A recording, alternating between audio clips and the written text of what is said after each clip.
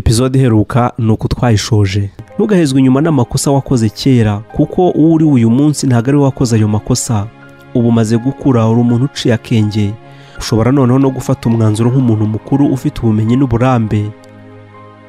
Ubu rero ushobora gutwara neza ubuzima bwawe mu biganza, ubuyobora aho ushaka kugana ejo hazaza. Ukomeje kumva inyandiko zikubiye mu gitabo cya Dieudonne D'amour cyitwa Inzira y'inkotanyi. Twinjiye muri episode ya 5, turacyari mu mutwe wa 12. Reka tuvuge ku bukora busa mu mikorere bwite y'umuntu. Kubera iki buri muntu atabaho ubuzima n'imico ikomeye? Ese ni kuki buri muntu atabaho imico y'ingenzi nk'ubunyangamugayo n'ubunyakuri muri byose, cyane cyane ko iyi mico igira aho ihurira n'insinzi mu buzima? Igisubizo turagisanga mu cyo nise ubukora busa, factor mu bumuntu. Ubwo bukora busa ni impamvu y'ibanze ituma abantu batsindwa mu buzima. Kugira ngo urwanye ubukora busa ni ngombwa kubanza kumva uburyo n'impamvu bubaho, kandi ntushobora kuba icyo wifuza kuba cyo utikuyemo ngo urwanye ubukora busa. Ikora busa rishingiye ahanini ku biranga kamere muntu. Hari byinshi biba biganishwaho iyo tuvuze kamere muntu, ariko ndagerageza kwerekana 7. Imwe iyo yose muri izo ngeso utayitondeye birahagije ngo unanirwe. Ikibabaje nuko benshi bagira izo ngeso akenshi bigatuma bagera kuri bike mu buzima bwabo, kandi ntibakunze no kumenya impamvu. Icyambere, abantu bahitamo ibyoroshye kuruta ibikomeye. Amahitamo rusange ya kamere muntu aganisha ku byoroshye kurusha ibikomeye. Iyo ushaka kurangiza inshingano iyo ari yo yose, buri gihe iyo uri gukora umurimo wari wo wose usanga ushaka gukoresha imbaraga nke kuzo ufite. Impamvu z'ibyo rero ni uko igihe cyawe n'imbaraga zawe bihagararira ubuzima bwawe, kandi ukabaho agaciro ubuzima bwawe. Uremye rero ku buryo udashobora ku bwawe guhitamo gukora ikintu gikomeye kandi hari icyoroshye, cyangwa se ngo ukoreshe uburyo buvunanye hari uko washobora kubona uburyo bworoshye bwo kugikora. Ibyo bisobanura ko byanze bikunze wowe ndetse n'undi wese turi abanebwe. Nta kibi cy'ubunebwe niba butuyobora ku buryo bwubaka ku ntumbero yo kubona uburyo buhamye bwo kurangiza ya nshingano. Amateka y'iterambere rya muntu afite inkuru z'abantu bakoresha uburyo bahimbye mu kugera kuri ya ntego, ari kuri bo ubwabo no ku bandi, nta gihe n'imbaraga ndetse n'umuhate birenze bakoresheje. Ubunebwe si bwiza, n'imbura agaciro muri bwo ubwabwo. Burasanzwe kandi ni kamere, keretse gusa iyo abantu bakoresheje ubunebwe mu buryo biranga. Burasanzwe kandi ni kamere, keretse gusa iyo abantu bakoresheje ubunebwe mu buryo birangira nta musaruro bitanze, cyangwa se bikababaza buri wese, ubwo nta gaciro namba. Umukozi w'Imana ukiza abantu aho atuye ashobora kuba ingugumizi yuzuye muri kwa gushaka kubanza kwihaza no kwifasha mu nshingano ze, mu myemerere ye, kugira ngo azabone uburyo bwo gufasha abantu benshi bashoboka yifashishije uburyo buhari. Uwo mukozi w'Imana ashobora kuba umunebwe, igisambo cyangwa se ingugumizi mu buryo bimuhesha ubuzima buzira umuze ndetse bikamwubaka byungura n'abandi. Ibi ni nako byagendekeye Mama Teresa w'i Calcutta. Burya nawe yarikundaga, yari ingugumizi, yashakaga gufasha no kugusha neza uko ashoboye abantu benshi bashoboka. Ikintu cya 4, buri wese ni umunyacyerekezo cyiza. Icya 4 kiranga kamere muntu kandi abantu bose bahuriyeho nuko buri gikorwa dukoze gishingiye ku kuba cyiza by'intangarugero. Dukora kugira ngo tube indashyikirwa birenze uko twari tumeze, dukora ibirenze ibyo twakoze mbere. Buri wese aranira gutera imbere uko ariko kose mu byo akora n'ibyo avuga byose, yabitekerezaho atabitekerezaho. Bivuze ko buri wese ari umunyacyerekezo. Buri wese ashaka gutera imbere mu mibereho ye, mu kazi, imibanire n'ubuzima bwiza, cyangwa se mu bukungu mu buryo ubwo ari bwo bwose. Ikitari ukugira icyerekezo ni nko kuba ntibindeba cyangwa se umwirasi. Iyo nta cyerekezo ufite, uba wumva waranyuzwe n'ukuri, utitaye ku kumenya niba ufite ubuzima bwiza cyangwa bubi. Icyerekezo ni ireme ry'ubuzima buzira umuze, ndetse n'umuyoboro munini uyobora abantu ku kuganza insinzi no kugera ku ntego buri wese atiyumvishaga yuko wageraho. Ariko binumvikane ko niba icyerekezo cy'umuntu kimugushije mu bibazo gituma binkundamugayo, aho icyerekezo kiba gihindutse ireme ribi. Gusa icyerekezo ubwacyo si cyiza kandi si kibi. Kimwe n'indi mimerere ya kamere muntu, icyerekezo ntikigiraho kibogamiye. Ntawe umenya byose. Iyo ni ingingo ya 5. Icya 5 mu biranga kamere muntu ni ubujiji. Nta muntu n'umwe ushobora kumenya byose byerekeye kuri buri cyose.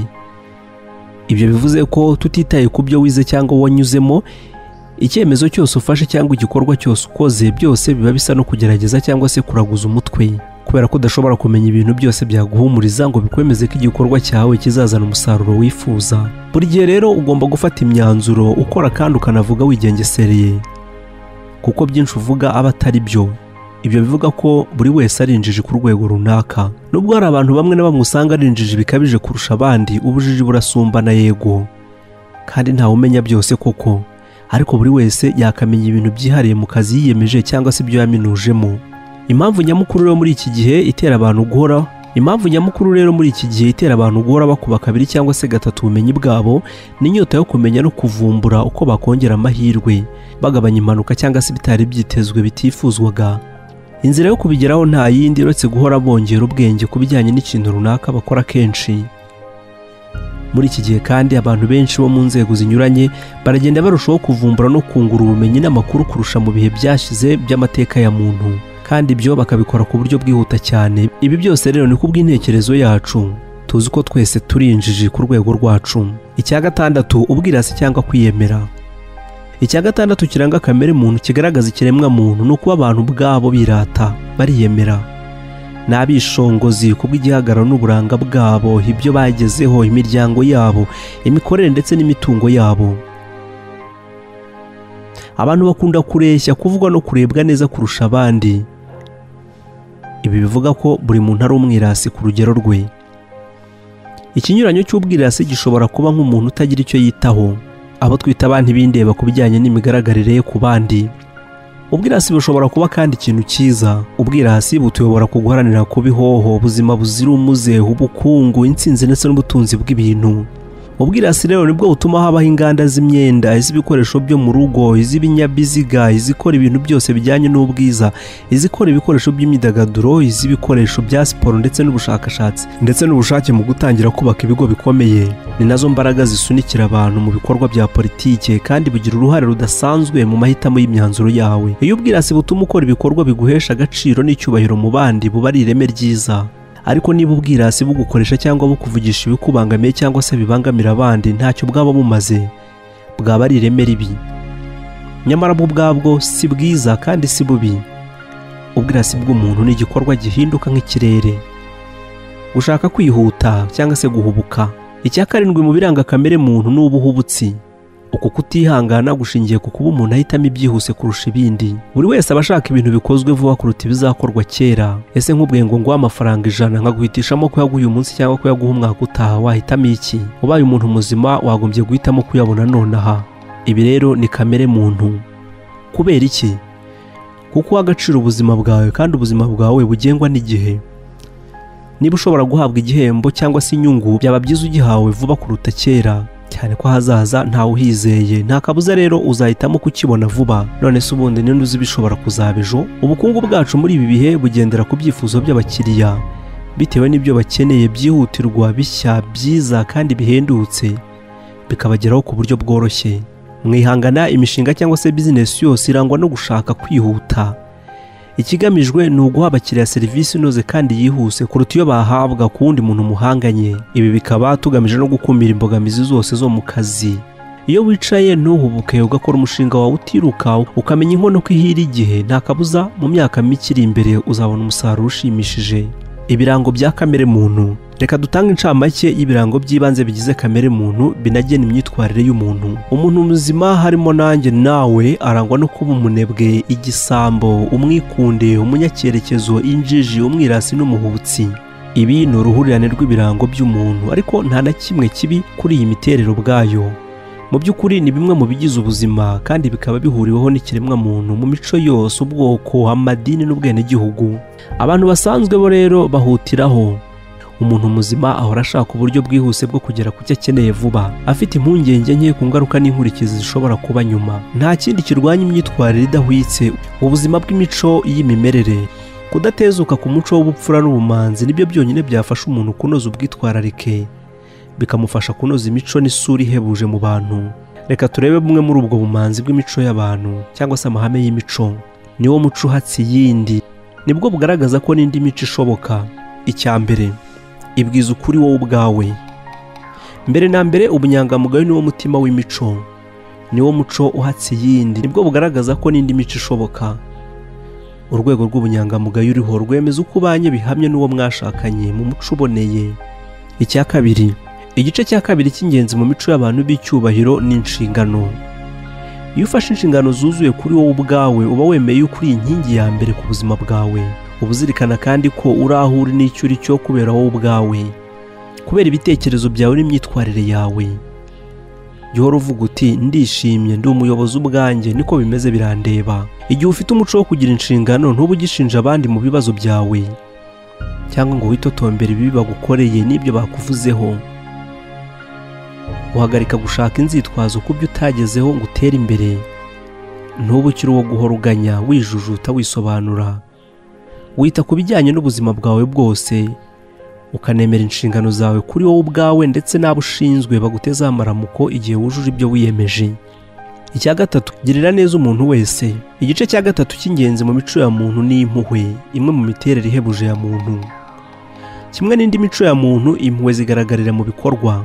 Witwa umunyempuhwe iyo uhora ushaka kumva no gukundwa akaza abandi aho kubacira imanza no kubirengagiza, ugerageza kubumva ukaniyumvisha uko babayeho. Igihe utekereza ukanagirira impuhwe abandi, uhinduka umuntu w'intangarugero, uhinduka umuntu wihangana kurushaho, umunyambabazi, wumva vuba kandi ukundwa cyane, by'akarusho ugakundwa n'abababaye, abanyabyago cyangwa se abakene. Aho guhora ushaka kubona ibyo ukeneye vuba na vuba kandi byoroshye, jya wishyira mu mwanya w'abahirimbanira ubuzima bahanganye nabwo. Iteka ujye wibutsira ijambo ariko kubw'impuhwe z'Imana ndajyayo. Ikintu cya kane, jya ugwa neza mu bintu byose. Icya kane cy'ingenzi mu mico ya muntu ni ubugwaneza. Burya buri wese muhuye aba yikoreye umutwaro uremereye cyane. Iyo uhorana ubugwaneza ugatekereza kugwira neza uwo muhuye wese, uzaba wiyubakamo ibyumviro by'urugwiro n'ubusabane bunoza aho ujya hose. Ubuke kandi ko mu buzima ntushobora kuba mwiza cyane cyangwa se gukora neza cyane. Igihembo gishamaje cy'ubugwaneza ni uko wumva umeze neza muri wowe ubwawe. Iyo ugaragaza impuhwe n'ubugwaneza mu gihe icyo ari cyo cyose, udacira abandi imanza cyangwa se ngo bavuge nabi, utangira kugendana n'abakiranutsi, uhinduka umunyamucyo, ugatera imbere mu buryo bw'umwuka, maze nawe ukanoza ishusho yawe mu buryo bwiza. Ikintu cya gatanu, kuririza ubushuti. Icya gatanu cy'ingenzi mu mico myiza ya muntu ni ubushuti. Urabizi ko kugira inshuti bisaba kuba inshuti. Ushobora kubana inshuti nyinshi mu minsi mike mukabana neza, ukababera inshuti nziza kuruta uko wamara umwaka wose ugerageza gushaka abagukunda. Uburyo buhambaye bwo kubaka ubushuti n'abandi ni ukubishimira cyane. Uburyo bworoshye bwo gutsinda amasoni cyangwa se umutekano muke waba ufite ni ukubaza ibibazo byinjira mu buzima bw'undi muntu. Ukora akazi bwoko ki, wakagezemo ute, ibintu bimeze bite, urabona bigenda se, ubusa urumva umerewe ute n'ibindi nk'ibyo. Iyo umaze kubaza undi muntu ibibazo nk'ibi bifunguye kandi byuzuye ubunyangamugayo byerekeye ubuzima bwe, abikwemereye jya ukurikira ibisubizo witonze kandi nta nkomyi. Kurikira nta kurogoya, umwereke ko wemeye, umwenyure hanyuma witonde. Uko wibagirwa wowe ubwawe ugahugira ku bandi ubahanze amaso y'umutima, uzarushaho kwiyumva wowe ubwawe n'abandi bazakwiyumvamo. Ubwo bwiyumve bwa nyabwo bugushyiramo akanyabugabo.